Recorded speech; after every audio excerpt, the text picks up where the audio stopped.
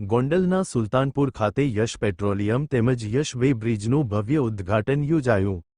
ગોંડલના સુલતાનપુર ખાતે દેરડી રોડ ખાતે યશ પેટ્રોલિયમ તેમજ યશ વે બ્રિજનું ભવ્ય ઉદ્ઘાટન યોજાયું હતું, જેમાં ગોંડલ નાગરિક બેંકના વાઇસ ચેરમેન ગણેશભાઈ જાડેજા તેમજ તેમની સમગ્ર ટીમ તેમજ ઇન્ડિયન એન્ડ કોર્પોરેશન સૌરાષ્ટ્ર ઝોનના વડા અમિત જયસ્વાલ સાહેબ તેમજ પ્રબંધક અતુલ બાધેડ સાહેબને area field officer Ajendra Meena સાહેબ હસ્તક ભવ્ય ઉદ્ઘાટન કરવામાં આવ્યું હતું। યશ ગ્રુપના આમંત્રણને માન આપીને સુલતાનપુર ગામના અગ્રણીઓમાં રાજકોટ જિલ્લા પંચાયત ઉપપ્રમુખ રાજુભાઈ ડાંગર, સુલતાનપુર જૂથ સેવા સહકારી મંડળી પ્રમુખ કચરાભાઈ વૈષ્ણવ, કાકુભાઈ વાછાણી, હિતેશભાઈ ગોંડલિયાને ગામના આગેવાનો તેમજ સુલતાનપુર ગામલોકો, આજુબાજુ ગામના સરપંચો, રાજકીય આગેવાનો, વડીલો, સમાજ આગેવાનો બહોળી સંખ્યામાં હાજર રહ્યા હતા। યશ પેટ્રોલિયમ વતી શૈલેષભાઈ રાણપ્રિયા, વિનોદભાઈ રાણપ્રિયા ને વિપુલભાઈ ગોંડલિયા દ્વારા આવેલા તમામ અગ્રણીઓનું ભવ્ય સન્માન કરવામાં આવ્યું હતું। યશ પેટ્રોલિયમ દ્વારા વેબ્રિજ પણ ચાલુ કરેલ છે, ભવિષ્યમાં સીએનજી પંપ પણ ચાલુ કરવામાં આવશે તેમ યશ ગ્રુપ વતી જણાવવામાં આવ્યું હતું। યશ ગ્રુપ વતી ઉદ્ઘાટનમાં આવેલા તમામ મહેમાનોનું જમણવારનું પણ આયોજન કરેલ હતું, જેમાં અંદાજિત 4000 લોકોએ લાભ લીધો હતો। યશ ગ્રુપ વતી આવેલા તમામ મહેમાનોનો આભાર વ્યક્ત કરવામાં આવ્યો હતો ને ઉદ્ઘાટનમાં પધારેલા અગ્રણીઓનો પણ આભાર વ્યક્ત કર્યો હતો।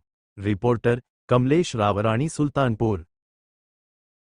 गोंडल तालुकाना सुल्तानपुर खाते तारीख 11/5/2025 ना रोज सांजे 6 कलाके यश पेट्रोलियम एंड यश वेब्रिजનું ભવ્ય ઉદ્ઘાટન કરવામાં આવ્યું હતું, જેમાં ગોંડલ નાગરિક બેંકના વાઇસ ચેરમેન ગણેશભાઈ જાડેજા હસ્તે કરવામાં આવ્યું હતું, જેમાં રાજકીય આગેવાનો, ગામ લોકો, આજુબાજુ વિસ્તારના લોકો બહોળી સંખ્યામાં ઉપસ્થિત રહ્યા હતા।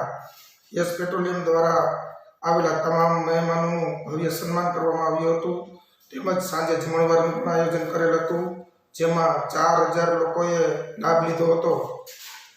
યશ પેટ્રોલિયમ વતી વિનોદભાઈ રાણપરિયા તેમજ વિપુલભાઈ ગોંડલિયા દ્વારા આવેલા તમામ મહેમાનોનો આભાર વ્યક્ત કર્યો હતો। યશ પેટ્રોલિયમ ખાતે વેબ્રિજ પણ ચાલુ કરેલ છે, બહોળી સંખ્યામાં લોકોએ પ્રતિસાદ આપ્યો હતો। આભાર। આવેલા તમામ મહેમાનો, રાજકીય આગેવાનો, ગામ લોકો તેમજ આજુબાજુ ગામના સરપંચો તેમજ ગામ લોકોનો યશ પેટ્રોલિયમ વતી ખૂબ ખૂબ આભાર વ્યક્ત કરીએ છીએ।